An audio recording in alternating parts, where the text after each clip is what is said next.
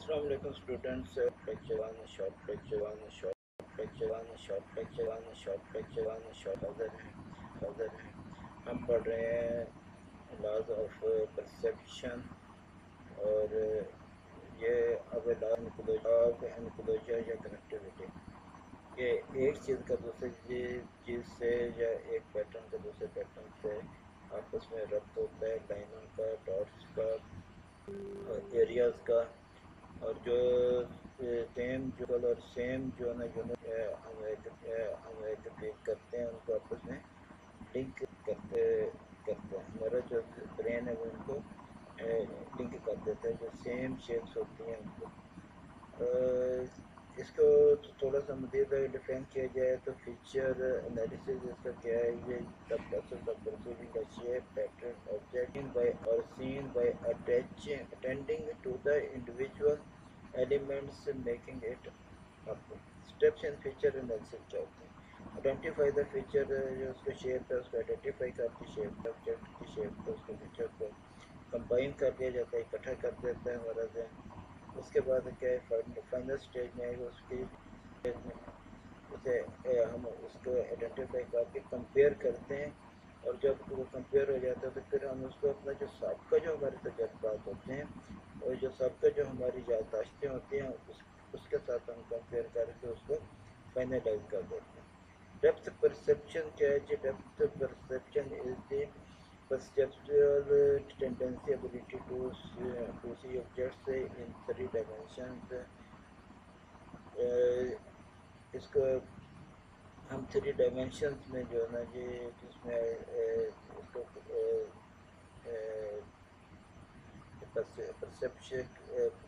Perception करते हैं। उसमें क्या होता है जी, एक इमेज है वो रेटिना में फॉल हुआ, उसमें जो है ना आँख में आके टू डायमेंशन के जरिए वो आगे, लेकिन जो एक डिस्टेंस है उसको जो है ना वो हम परसीव कर लेते हैं ये कितने फासले पे मौजूद है। अच्छा जी, कितने।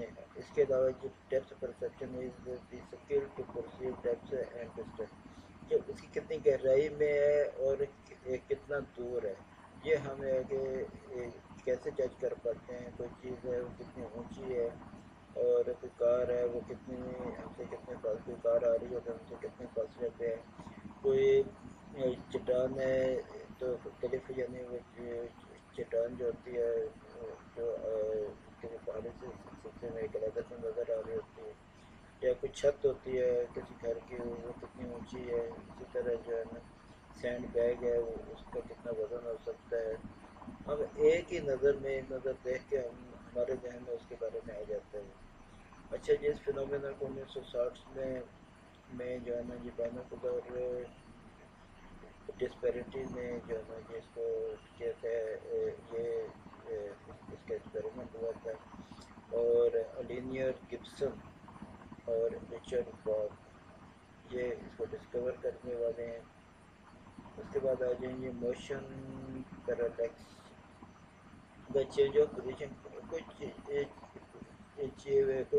भी चीज़ है वो पोजीशन जब चेंज करती है तो हमारा जो रिटाइनल इमेज है वो उसको पूरे तौर पर पहचान देता है।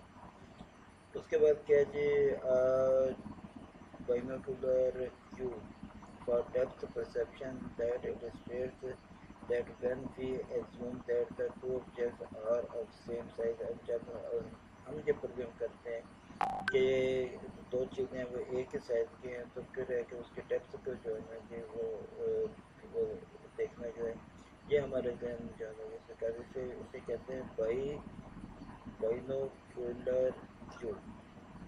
अच्छा जी, नेक्स्ट आ जाए जी, सिलेक्टिव अटेंशन है perceptive process is in which the person chooses the stimulus which he is interested in, paying attention to only the stimulus of interest। जहाँ पे हमारी ज़्यादा इंटरेस्ट होती है ना वहाँ पे हम ज़्यादा तवज्जो देते हैं, जिसमें हम हमारे हमारे पर्सन इंटरेस्ट नहीं होते हम तवज्जो कम देते हैं जी। डिकोट्रिक listening, the procedure in which individual wears the earphones, जैसे मैंने इस वक्त पहने हुए हैं, in which different messages are sent to each ear at the same time.